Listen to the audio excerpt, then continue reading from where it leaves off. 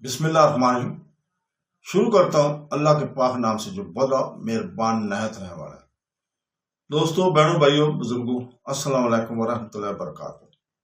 تاریخ اسلام میں ہم بیان کر رہے ہیں سلطان رکن الدین بیبرس کی داستان کو۔ دوستو، کل ہم پہنچے تھے گل نام کی وہ لڑکی اس قبیلے میں پہنچ گئی تھی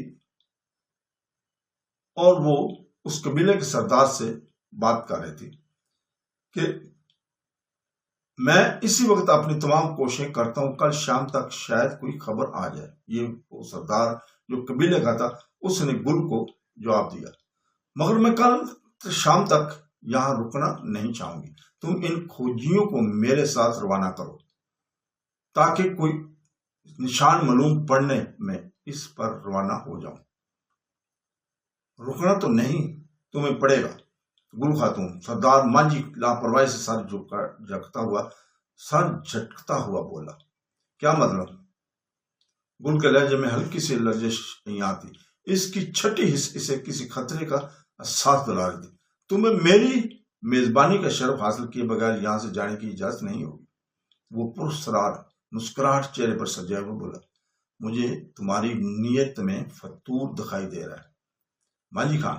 یاد رکھو، میں ایک منگول لڑکی ہوں، کبھی مسلمان کے پیچھے یوں مارا پھرنا بھی منگول لڑکیوں کو زیب نہیں دیتا۔ گل خاتون سردار انتزاعیہ لہجے میں بولا، تمہیں میری ذاتیات سے کوئی مطلب نہیں ہونا چاہیے۔ تم قیمت لے کر کام کرتے ہو، اب جب کہ تم قیمت وصول کر چکے ہو، مجھے کام مکمل چاہیے۔ گل اسی اسلامی کا بھی سمجھ گئی تھی، جس کام کی قیمت لی گئی تھی وہ تو کب کا مکمل کیا جا چکا ہے۔ گل خاتون، اب تم مہمان نوازی کا مرحلہ درپیش ہے۔ اور وہ بھدے سے دانت نکال کر ہنسنے لگا۔ گل کے چہرے پر اس کے لیے نفرت کی لہر دوڑنے لگی۔ مجھے تمہاری مہمان نوازی سے کوئی غرض نہیں، میں یہاں بے مقصد رکنا نہیں چاہتی۔ بے مقصد نہ کہو، اصل مقصد تو رات میں ہی سامنے آ جائے گا۔ مجھے شراب کی مستی میں معمور لڑکیاں بے حد پاتی ہیں۔ سردار مانجھی خان، اپنی حدود کو پار کرنے کی کوشش مت کرو، میں اسی وقت واپس لوٹ رہی ہوں۔ اگر تم میں ذرا بھی ہمت ہے تو میرا راستہ روک کر دکھا۔ گل نے خود کو ذہنی طور پر ہر قسم کی صورتحال سے نپٹنے کے لیے تیار کر لیا تھا۔ اس کا دایاں ہاتھ غیر محسوس انداز میں لباس میں چھپے ہوئے پھل کے خنجر پہ دستے پر اپنی گرفت جما چکا تھا۔ اس نے اسی لمحے اپنا رخ موڑا اور گھوڑے پر سوار ہونا چاہا۔ سردار مانجھی خان شکار کو ہاتھ سے نکلتا دیکھ کر دیوانہ سا ہو گیا اور وہ تیزی سے عقبی سمت سے اس پر جھپٹ پڑا۔ اس نے اپنی مضبوط باہوں کے اثار میں گل کو لینا چاہا۔ اسی لمحے گل کا دایاں ہاتھ تیزی سے حرکت میں آیا اور خنجر کے کئی درپے وار اس کی پسلیوں میں اترتے چلے گئے۔ سردار مانجھی خان کا چہرہ تکلیف کی شدت سے بگڑنے لگا۔ وہ کسی اچانک رد عمل کے لیے تیار نہ تھا۔ بے خبری میں وہ گل کے ہاتھوں گھائل ہو گیا تھا۔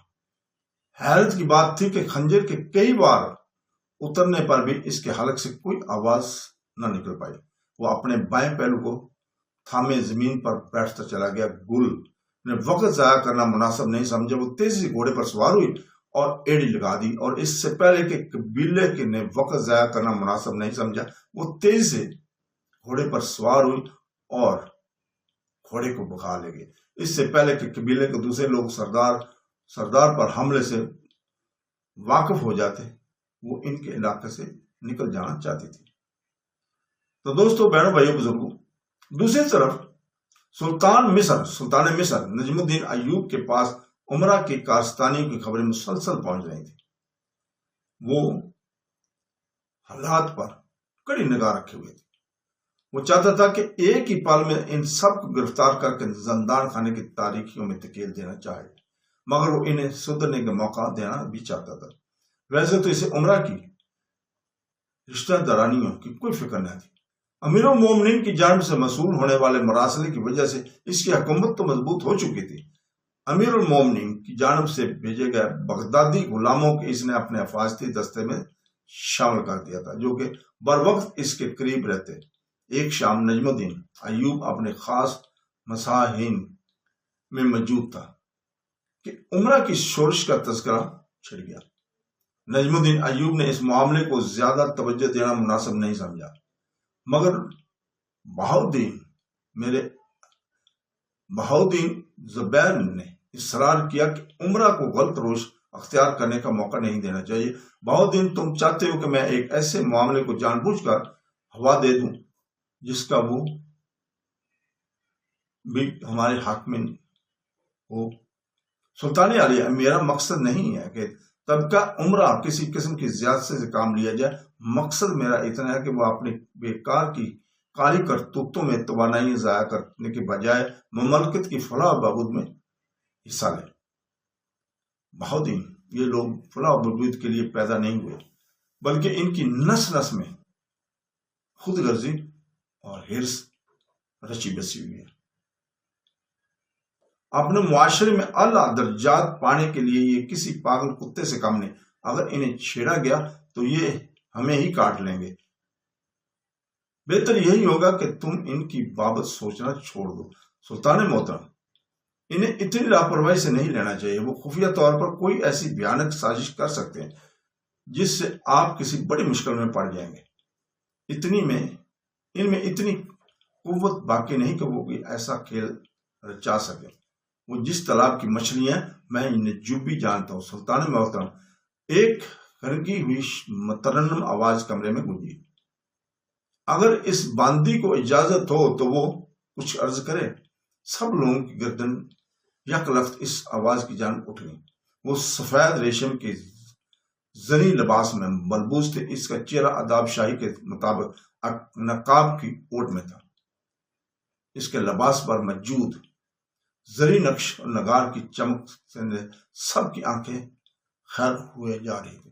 سلطان نے اس کی جانب حیرت سے دیکھا۔ وہ پہلی ہی نظر میں اسے پہچان گیا تھا۔ وہ بغدادی کنیزوں میں سے ایک تھی۔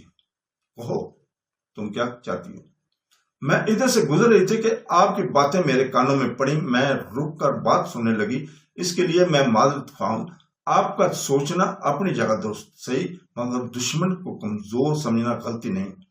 عمرہ کے طبقوں میں اس قسم کی حرکتیں کوئی نئی بات نہیں۔ امیر المومنین کے دربار میں بھی روزانہ ایسی حرکتیں دیکھنے کو ملتی تھیں۔ میں اس ضمن میں یہ تجویز پیش کرنے کی جسارت کرتی ہوں کہ ایسے عمرہ کو قابو کرنے میں ذرا دیر نہیں کرنی چاہیے۔ کیا مطلب؟ کیا ہم ان کے ناجائز اور بے جا فرمائشوں کو پورا کر دیں؟ تو دوستو، اسی جگہ پہ رکتے ہیں۔ کل انشاءاللہ تعالی ہم اسی جگہ سے شروع کریں گے۔ اللہ حافظ۔